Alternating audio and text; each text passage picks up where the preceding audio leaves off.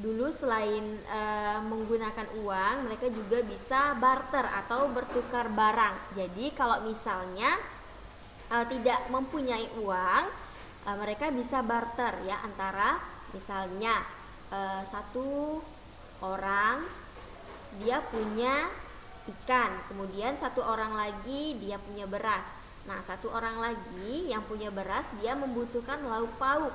Kemudian satu orang lagi yang punya ikan dia membutuhkan beras. Nah, jadi mereka itu bisa saling bertukar barang atau barter. Nah, kalau sekarang itu kita bisa menggunakan uang untuk membeli barang yang kita inginkan. Nah, kemudian yang selanjutnya ada perajin. Nah, perajin ini adalah orang yang pekerjaannya mengolah barang baku yang menjadi barang jadi. Nah, contohnya itu seperti perajin batu bata, kemudian ada batik, ada perajin anyaman, kemudian ada perajin rotan, perajin genting, dan perajin perak. Nah, hasilnya itu berupa perhiasan, alat rumah tangga, pakaian hiasan, dan bahan bangunan. Nah, Ibu kasih salah satu contohnya itu adalah batu bata. Ya, batu bata itu kalian pasti pernah melihat ya. Nah, itu ada perajin batu bata, kemudian itu juga ada tokonya sendiri. Kemudian selain itu ada perajin anyaman dan ada perajin rotan. Nah, perajin anyaman dan perajin rotan ini sering kita jumpai ya. Misalnya yang paling sering itu di pasar, entah itu pasar pagi, pasar sayur, atau pasar yang menjual pakaian ya, atau yang menjual misalnya alat-alat rumah tangga, perabotan rumah tangga. Nah, kalau kalian pernah ikut orang tua ke pasar, pasti kalian sering menjumpai orang-orang yang menjual ya anyaman, kemudian rotan. Nah, itu adalah yang termasuk ke dalam contoh perajin tadi ya, kemudian batik juga.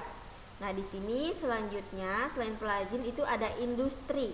Nah, industri itu adalah sebuah perusahaan yang menghasilkan barang. Contohnya industri tekstil, industri rumah tangga, dan industri kapal terbang, serta industri yang lain-lainnya.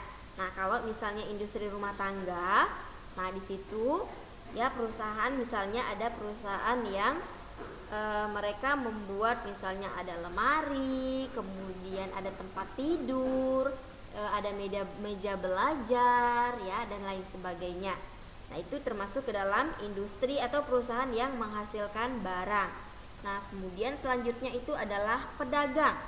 Nah, pedagang ini adalah orang yang menjual barang dagangannya dengan harapan ia bisa mendapatkan sebuah keuntungan. Nah, tentunya keuntungan ini tadi itu bisa ia manfaatkan ya untuk memenuhi kebutuhan hidupnya. Nah, di sini pedagang harus pandai memilih barang dengan harga yang murah dan tentunya kualitasnya juga terjamin ya. Jadi tidak hanya murah, tetapi barang dan kualitasnya itu juga harus sesuai dengan harganya agar konsumen itu atau orang yang membeli barang tersebut tidak kecewa. Nah, di sini ada beberapa hal yang dilakukan karena dijual lagi. Nah, dengan harga tinggi. Nah, dia harus pandai menarik minat pembeli dengan cara berikut. Nah, di sini ada beberapa cara yang harus dilakukan oleh seorang pedagang, ya. Nah, yang pertama, dia bisa menampilkan barang dagangannya semenarik mungkin. Misalnya, dari cara dia menatanya atau menyusun barang-barang yang ia jual, kemudian dari kemasannya ataupun kualitasnya. Nah, ketiga hal ini menentukan ya bahwa barang yang ia jual itu bisa ia jual kepada pelanggan atau konsumennya dengan harga yang tinggi ya, tetapi kualitasnya juga terjamin. Nah, kemudian yang kedua itu ada sikap yang ramah, jujur, dan sabar. Nah, di sini selain ketiga poin tadi, seorang pedagang itu dia juga harus mempunyai sikap yang ramah kepada pelanggan, kemudian dia jujur dan sabar menghadapi pelanggan-pelanggannya yang lain. Kemudian yang ketiga, memberikan harga yang sesuai dengan standar pasaran. Nah, jadi di sini seorang pedagang dia harus bisa mengatur harga sesuai dengan standar yang ada di pasaran agar nantinya tidak terjadi misalnya perbandingan harga antara tokohnya dan tokoh orang lain, ya. Kemudian di sini jenis barang-barang yang dijual para pedagang itu beraneka ragam. Misalnya untuk kebutuhan pangan, kemudian sandang dan papan.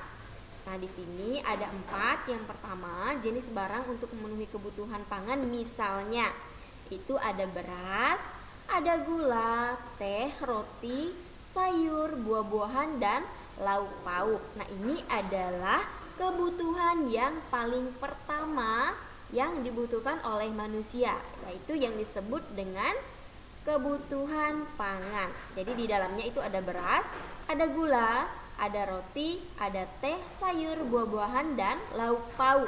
Ya, itu yang sangat penting dan dibutuhkan oleh manusia. Jadi kebutuhan pangan ini adalah kebutuhan yang paling utama yang harus dipenuhi oleh manusia. Kemudian yang kedua itu adalah kebutuhan sandang. Nah, misalnya baju, jaket, sepatu, sendal, seragam, dan lain-lain, atau yang biasa kita sebut dengan pakaian. Ya, itu adalah kebutuhan kedua yang harus dipenuhi oleh manusia setelah kebutuhan pangan. Nah, kemudian yang ketiga itu adalah kebutuhan papan. Misalnya ada kayu, ada pasir, ada semen, ada genting, paku, kapur, cat besi, dan lain sebagainya. Nah, ini adalah yang termasuk ke dalam kebutuhan papan yang ketiga. Kemudian yang keempat itu adalah jenis barang elektronik, misalnya itu ada komputer atau laptop, televisi, radio, dan lain sebagainya. Kemudian ada juga kamera, ya. Nah, itu adalah beberapa kebutuhan, ya, jenis kebutuhan yang diperlukan oleh manusia. Nah, kemudian yang selanjutnya yang kedua itu adalah pekerjaan yang menghasilkan jasa. Nah, anak-anak, siapa yang tahu apa saja pekerjaan yang menghasilkan jasa? Tadi sudah kita bahas pekerjaan yang menghasilkan barang. Nah, sekarang kita akan melihat pekerjaan yang menghasilkan jasa. Nah, salah satunya itu di bidang layanan masyarakat. Nah, pekerjaan ini dapat digolongkan menjadi 2. Yang pertama, pekerjaan yang mengandalkan otot dan pekerjaan yang mengandalkan otak, ya. Nah, di sini yang pertama, pekerjaan yang mengandalkan otak atau pikiran itu adalah guru, dokter, dan direktur. Nah, kenapa disebut demikian? Kalau guru, ya, dia adalah orang yang mendidik, orang yang mengajarkan, orang yang memberi ilmu, orang yang menuntun, ya. Nah, orang yang memberikan dan mengajarkan ilmu kepada murid-muridnya di sekolah. Jadi itu adalah pekerjaan yang dilakukan oleh seorang guru, di mana di situ dia mengandalkan pikirannya dan otaknya agar murid-muridnya itu tadi menjadi pintar, menjadi pandai, rajin, tekun, dan bertanggung jawab. Nah, kemudian yang kedua itu adalah dokter. Nah, dokter ini adalah orang yang pekerjaannya menyembuhkan orang sakit atau menyelamatkan banyak nyawa, ya. Jadi dokter itu bertugas di rumah sakit atau di puskesmas, ya. Kemudian yang selanjutnya itu adalah direktur. Nah, direktur ini adalah orang yang pekerjaannya memimpin sebuah perusahaan besar, ya. Nah, di situ dia juga mengandalkan pikiran dan otaknya agar perusahaan yang ia pimpin tadi bisa berkembang, kemudian bisa mendapatkan keuntungan dan bisa membuka cabang-cabang di berbagai tempat, misalnya di berbagai negara, kota, dan lain sebagainya, ya. Kemudian yang kedua itu adalah pekerjaan yang mengandalkan kekuatan tenaga atau otot. Nah, misalnya di sini beberapa pekerjaan, yaitu misalnya ada buruh, kemudian kuli bangunan, ya, kuli panggul di pasar, pelabuhan atau terminal, ya. Nah, jadi ini adalah beberapa pekerjaan yang mengandalkan otot. Nah, misalnya kalau kuli panggul di pasar, anak-anak pasti mungkin pernah melihat, ya, beberapa orang yang misalnya membawakan ikan dari pelabuhan atau misalnya dari tempat yang satu ke tempat yang lain, ya. Itu sering kita jumpai di pasar. Kemudian mereka akan mendapatkan imbalan atau upah yang misalnya berupa